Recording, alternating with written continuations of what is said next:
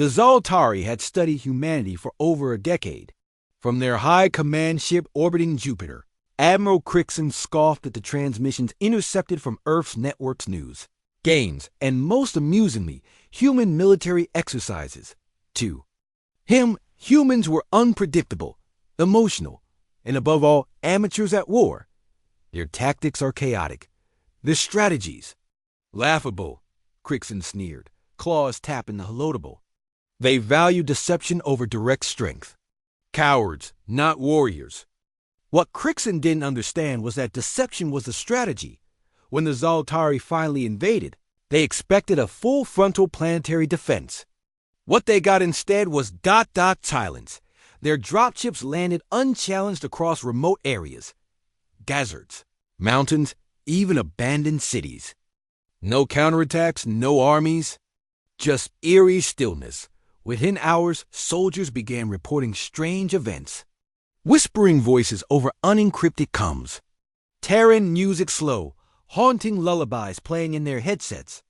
Holograms of human children. Laughing, flickering in corridors where no humans were detected. Some believed it was a glitch. Others began to panic. Crixon dismissed the reports. Primitive humans cannot breach Zoltari systems. This is internal failure. Fix it. But it only got worse. General Alexandra Voss watched from her command bunker in an Arctic base, smirking behind her screen.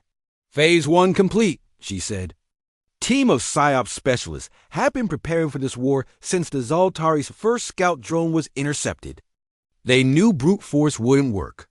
So they prepared psychological war, and humanity had centuries of experience in it. From Cold War propaganda to deepfake tech, from internet trolling to mass media manipulation, humans had mastered the art of making the enemy doubt reality. Now, it was time for Phase 2. Zoltari platoon stationed near an abandoned American base vanished overnight. A rescue team was sent.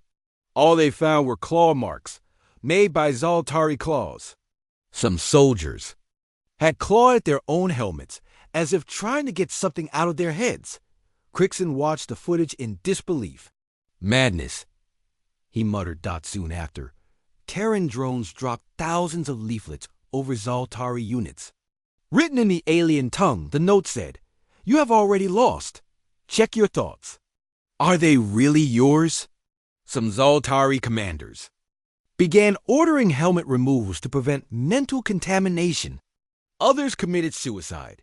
Inside the PsyOps lab, Dr. Raina Caldron smiled grimly. They mocked our unpredictability. But that's the point. They can't predict what they can't understand. Human neural disruptors have been tuned to Zoltari brain frequencies. Subtle sound waves, just barely audible, laced with emotional. Triggers regret, fear, loneliness were being transmitted directly into their minds. No gunfire. No explosions. Just a slow unraveling of morale. Back on the alien flagship, Crixon began receiving odd messages, some in the voices of fallen soldiers, others in perfect Zoltari, mimicking his own commanders, his own reflection flickering. In the mirror, whispered, "You brought them fear." They returned the favor. That night, Crixon locked himself in his chamber. He did not sleep. The final phase began with a broadcast on every Zoltari screen. Ship and helmet visor. It was a video. A human child was sitting in a room filled with toys. Behind him on a chalkboard were Zoltari battle formations. Drawn in perfect detail, the child giggled, turned to the camera and said, "We knew you'd come."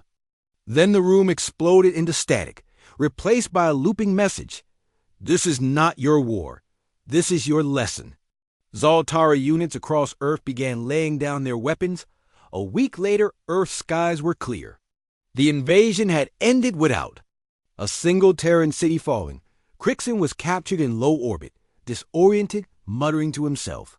His mind fractured not by lasers or bombs, but by fear, doubt, and the crushing realization that humans had fought a war inside his head. And won. "Humans don't fight fair," General Voss said in the debrief. "We fight smart. They expected war.